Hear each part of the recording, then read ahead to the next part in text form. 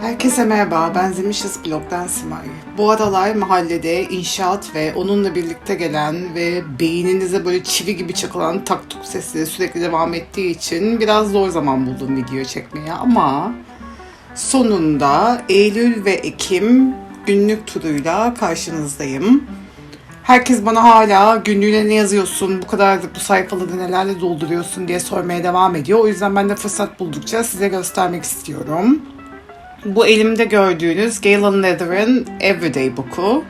Sayfaları Tomorrow River. İnanılmaz sevdiğim defterler bunlar.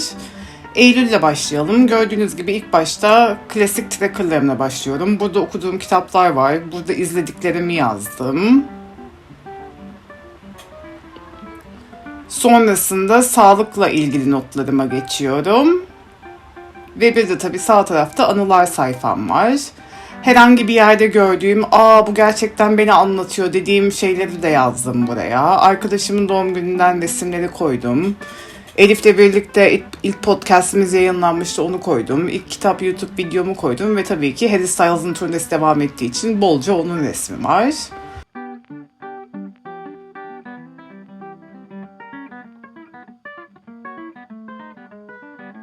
Burada hem günlük şeyleri yazıyorum, hem hissettiklerimi yazıyorum. Bazen o gün ne yaptığımı yazıyorum eğer yazmaya değer bulursam.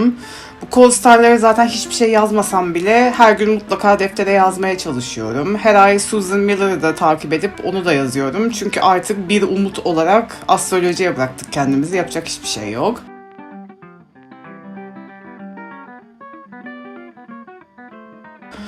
Burada mesela Tale of Two Cities'den bir alıntı yapmışım. O gün nedense nasıl hissediyorsam o gelmiş aklıma. Onu yazdım. Daha sonra yine doğum günleri vesaireler, bazı günlük etkinlikler devam ediyor.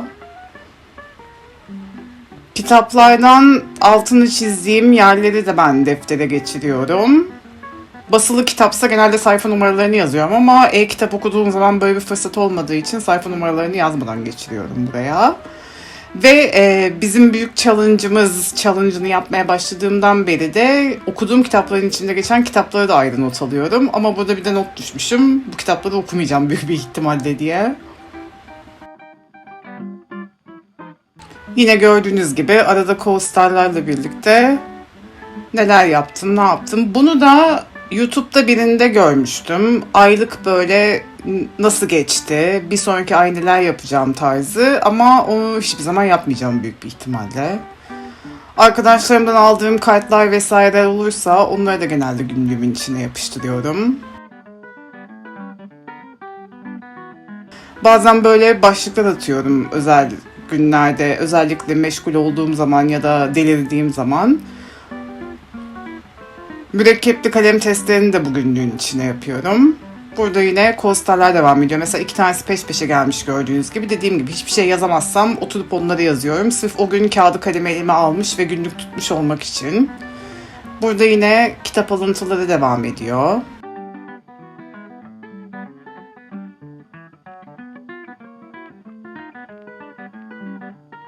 Yine kitabın içinde geçen kitapları da yazmışım.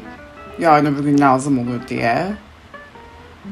Bazen o günkü ruh halime uygun stickerlarım ya da boş teyplerim varsa ona göre bir şeyleri süslüyorum. Çok da fazla zaman kaybetmek istemiyorum aslında bu süslemeyle. Çünkü asıl derdim oturup yazmak. Ama bir yandan gönlümü de hoş oluyor haliyle. O yüzden hani hiçbir şey yapıştırmadan etmeden de geçmek istemiyorum. Burada mesela o günkü ruh halimi anlatan stickerları bir araya yapıştırıp kendimce böyle bir minik hikaye gibi bir şey yapmışım. Tabii ki arada beni mutlu edecek şekilde herileri yapıştırmışım.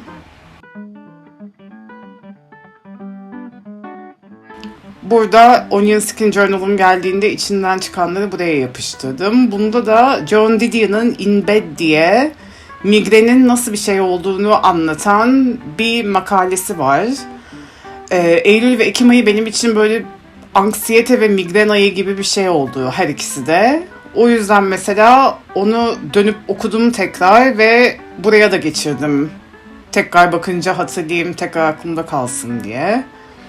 Sürücü Koltuğu kitabından alıntılar. Bu da yine kitap kulübümde okuduğum bir kitaptı. Daha sonra Florence Welch'in Useless Magic kitabını okudum. Ondan da bazı alıntıları yine buraya günlüğüme aktardım. Bir de burada gördüğünüz gibi sağda solda gördüğüm işte alıntılar olsun, belirli mimler olsun. Onlarda da eğer o an aa evet bu benim gibi hissedersem onları da defterime geçiriyorum. İleride daha fazla örneği olacak galiba. Mesela bu şiiri nerede gördüm hiç hatırlamıyorum ama hoşuma gitmiş herhalde. Onu da deftere geçirmişim. Burada yine elimdeki stickerlardan nasıl hissettiğime dair beni andıranları buraya yapıştırmışım. Bazen dümdüz sadece yazı ve minimum süsleme oluyor. Bazen gaza gelip daha fazla sticker vesaire yapıştırıyorum. Duruma göre değişiyor. Burada yine Instagram'dan bir alıntı yapmışım. O gün o vurmuş beni bir şekilde. Burada yine ruh halime uygun olan bir alıntı var. Daha sonra Schitt's Creek'i tekrar izliyordum. Oradan sevdiğim alıntıları yazdım. Onun peşinde de yine dediğim gibi beni mutlu eden Harry ve onun görüntüleri geliyor. Bazen böyle kendimce başlıklar atıp belirli bölümlere ayırıyorum. Bakar bakmaz hemen görebileyim diye. Her zaman olmuyor ama bazen de kendime minik notlar yazıyorum. Mesela o an iş hakkında hiçbir şey yazmak istememişim. Sinir bastığı için büyük bir ihtimalle. Daha sonra yazacağım diye not almışım kendime. Burada Harry'nin özellikle Philadelphia konserinden bazı görüntüler yapıp Vava'dan bahsetti falan yazmışım. Burada dediğim gibi yine anksiyeteyle ilgili bildiğim ama o an karşıma çıkıp da aa evet böyle bir şey vardı diye uyanış yaşadığım şeyleri deftere geçirdim. Çünkü yazmak bunları hani bildiğim şeyleri bile yazsam bir şekilde beni rahatlatıyor. O yüzden bu tarz şeyleri deftere geçirebiliyorum bazen. Burada da kendime anksiyete çalma listesi yapmıştım. Yani hepsi size iyi gelir mi bilmiyorum ama bu benim kendi listem. Bana iyi gelen şarkılar. Eğer isterseniz siz de bir deneyebilirsiniz. Yine mesela Logofile kelimesini görüp beğenip yazmışım. Gelen paketlerin içinden çıkan ıvır zıvırları zaten sürekli deftere yapıştırıyorum. Manyak gibi hiçbirini çöpe atmıyorum. Böyle bir özelliğim var. Damgalar deniyorum bazen. Ivır zıvır ne varsa hepsini günlüğün içinde deniyorum. Burada da mesela uykusuzluktan vesaireden bahsettikten sonra bugün buna mutlu oldum diye yine Harry'i koymuşum. Hani oldu da o gün olumlu bir şey oldu onu da unutmayalım diye.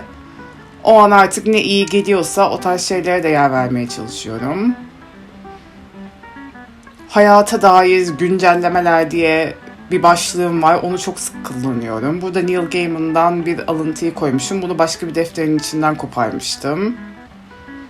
Yine mesela bunu Instagram'da görüp o bayağı bana uygun bir şey deyip geçirmişim ve şimdi Ekim'e geçiyoruz. Anılar sayfamda yine manyak gibi takip ettiğim Harry Styles'ın konser görüntüleri var. Yeğenimle olan fotoğraflarım var. Onunla geçirdiğim zamanlar çok kıymetli haliyle benim için. İşte ilacımın dozunu yükseltmişler mesela, onu işaretlemişim. Çok çalıştığım için work sticker'ı koymuşum. Yine her ay olduğu gibi izlediklerim sayfam var, okuduklarım sayfam var. Sonra habit tracker'ım ve uykumu bu şekilde takip etmeye başlamıştım. O var. Ve bu ay o ay okuduğum kitaptan alıntılarla başlıyor. Bunu dümdüz yazmışım mesela, süslemekle vesaireyle hiç uğraşmamışım. Burada yine o an hissettiğime dair Instagram'da bir şey görüp onu deftere geçirmişim. Sonra yine tabii ki Ekim ayında Susan Miller ablamız neler diyor ona bakmışım. Kendimce bazı önemli yerleri işaretlemişim ama yani bunlar hiçbir işe yaramıyor. O da ayrı konu. Yine mürekkepli kalemlerimi de günlüğümün içinde deniyorum. O an o kağıda daha fazla yazdığım için haliyle. Bunda da mesela playlistimde şansa tekrar bu çok sevdiğim şarkı çıkmıştı. Onun sözlerini deftere geçirdim o an bana iyi hissettirdiği için. Bazen böyle edepsiz başlıklar da atabiliyorum. Kendimce bir liste yapmışım, şunları yap bunları yap diye. Daha hiçbirini yapmadım, bakalım neler olacak.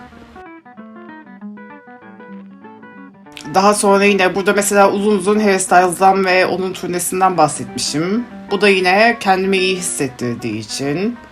Kimisine komik gelebilir, kimisine saçma gelebilir ama ben o an bana iyi hissettiren ufak tefek şeyleri bile not almaya çalışıyorum ki hani döndüğüm zaman sadece ve sadece depresyonumu dökmüş olmayayım günlüğüme diye. Çünkü haliyle güzel zamanlar da var ve onlar da hatırlamaya değer bence. Güzelliklerden de öğreneceğimiz bir şeyler var. Sadece depresyondan öğrenmeyelim lütfen. Burada yine kitap alıntıları var. İşte bazen böyle başlıktır, süslemeleri uğraşıyorum. Bazen hiç içimden gelmiyor. Burada da mesela başlıkla bir uğraşmışım. Zamanım vardı herhalde. Bazen çünkü öyle bıdık bıdık bir şeylerle uğraşmak da iyi gelebiliyor. O anki moduma göre değişiyor gerçekten. Bazen böyle süslü post-itlerimi de burada kullanıyorum. Tarot falı baktırmışım mesela. Orada kadının söylediklerini yazmışım.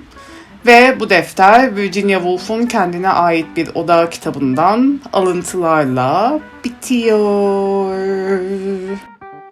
Evet, dediğim gibi Eylül ve Ekim ayları benim için biraz anksiyete ve migren aylarıydı. Umarım sizinki daha iyi geçmiştir. Bir dahaki videoda görüşmek üzere.